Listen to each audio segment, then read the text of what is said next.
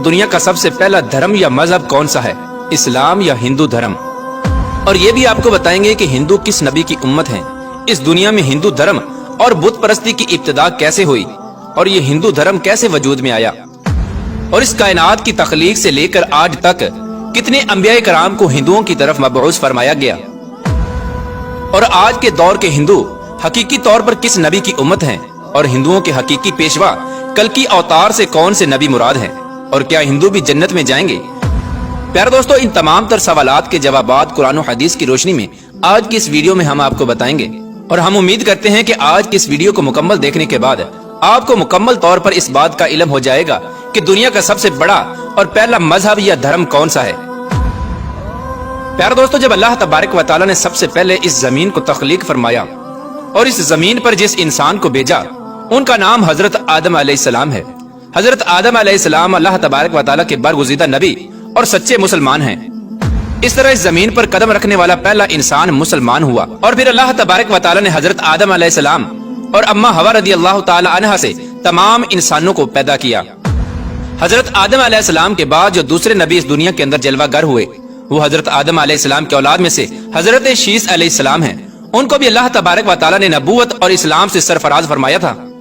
پیارے دوستو، آپ کو بتاتے چلیں کہ حضرت شیس علیہ السلام کے دور سے ہی کفر و شرک کی ابتدا ہو چکی تھی، لیکن باقاعدہ طور پر بت پرستی کا آغاز نہیں ہوا تھا۔ حضرت شیس علیہ السلام کے بعد اللہ تبارک و تعالیٰ نے حضرت ادریس علیہ السلام کو نبوت عطا فرمائی۔ حضرت ادریس علیہ السلام کا زمانہ وہ زمانہ تھا جس کے اندر باقاعدہ طور پر بتوں کو بنایا گیا اور بت پرستی کا آغاز کیا گیا۔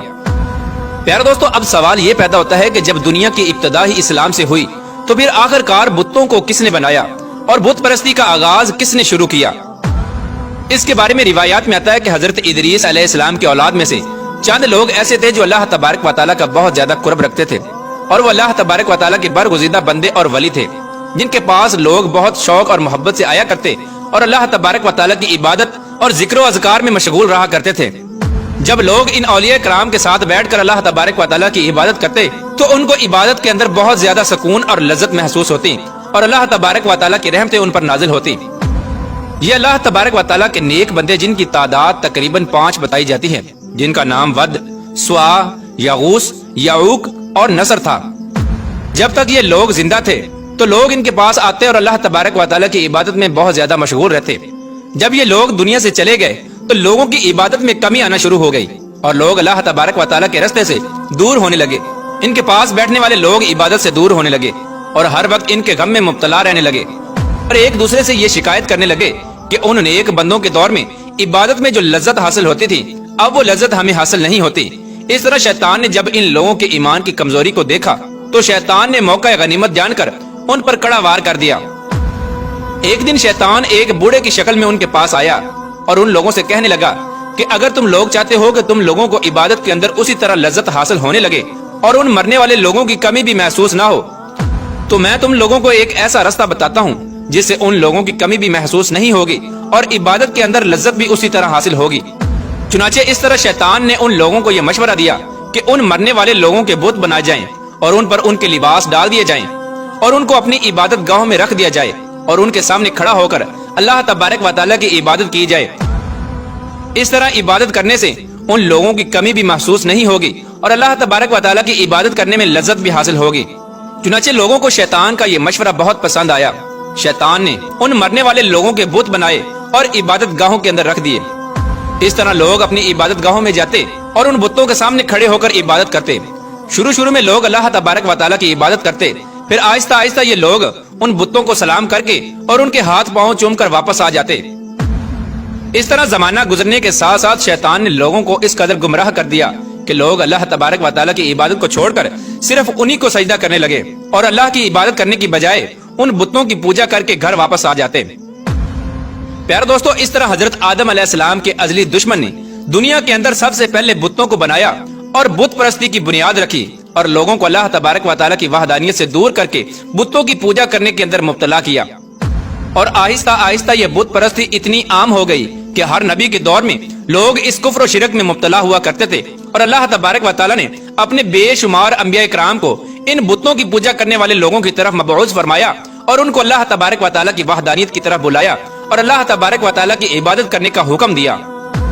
इस तरह अल्लाह तबारक व तआला ने बुत परस्ती के हर दौर में अपने अंबिया कराम को मबऊस फरमाया। इस रुए जमीन पर अल्लाह तबारक व तआला की तरफ से भेजे हुए कमो बेश 1,24,000 अंबिया कराम तशरीफ लाए और हर नबी ने अपने दौर में पाए जाने वाले बुत परस्तों को इस बुत परस्ती से मना किया और अल्लाह तबारक व तआला की वहदानियत की तरफ बुलाया।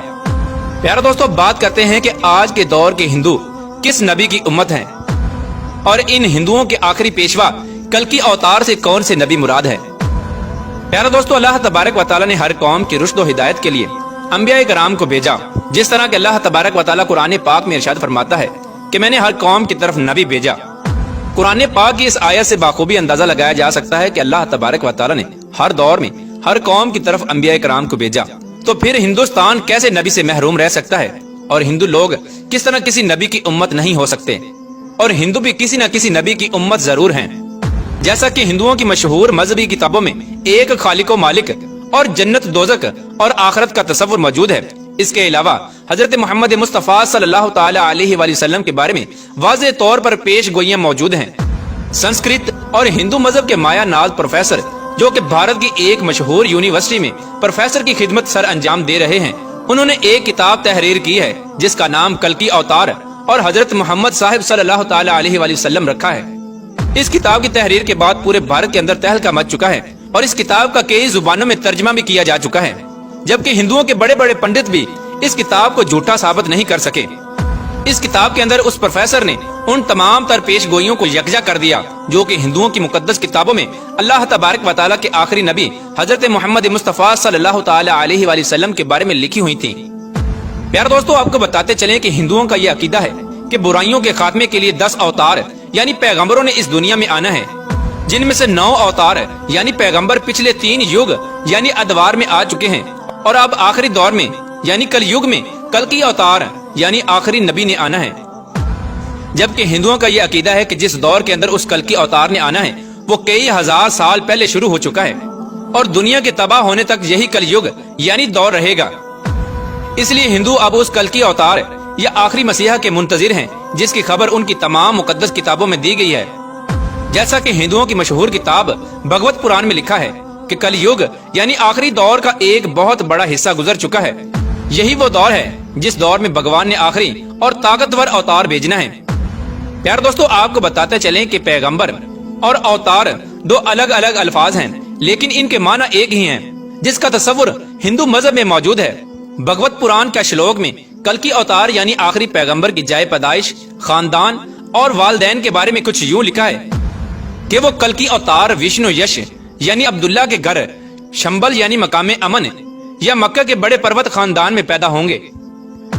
प्यारे दोस्तों, हिंदुओं की किताब में लिखी इस पेशगोई के मुताबिक कल्कि अवतार यानी आखिरी नबी जहां पर पैदा होंगे उसका नाम शंबल होगा।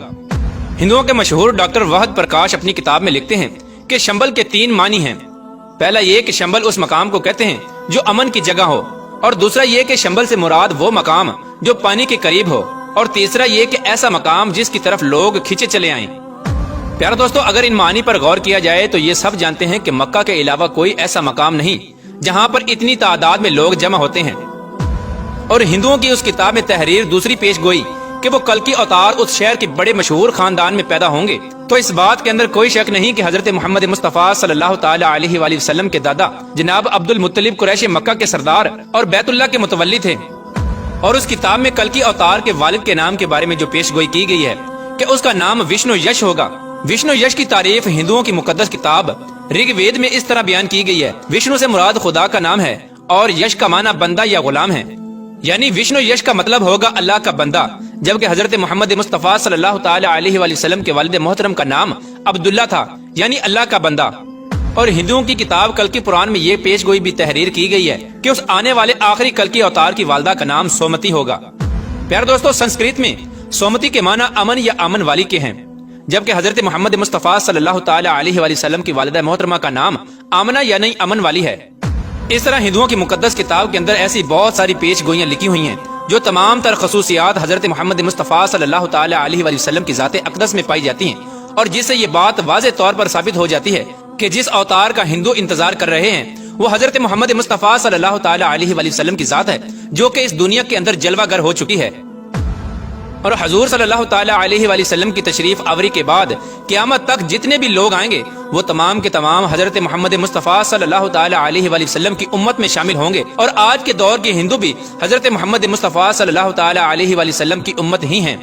اب قیامت تک آنے والا ہر انسان جو بھی حضرت محمد مصطفیٰ صلی اللہ تعالی علیہ وآلہ وسلم پر ایمان لے آئے گا وہ مسلمان قرار پائے گا، اور جو ایمان نہ لائے گا وہ کافر قرار پائے گا، لیکن وہ حضور صلی اللہ تعالی علیہ وآلہ وسلم کی امت میں شامل ہی ہوگا، اور قیامت کے دن اس کو حضور صلی اللہ تعالی علیہ وآلہ وسلم کی امت میں ہی اٹھایا جائے گا۔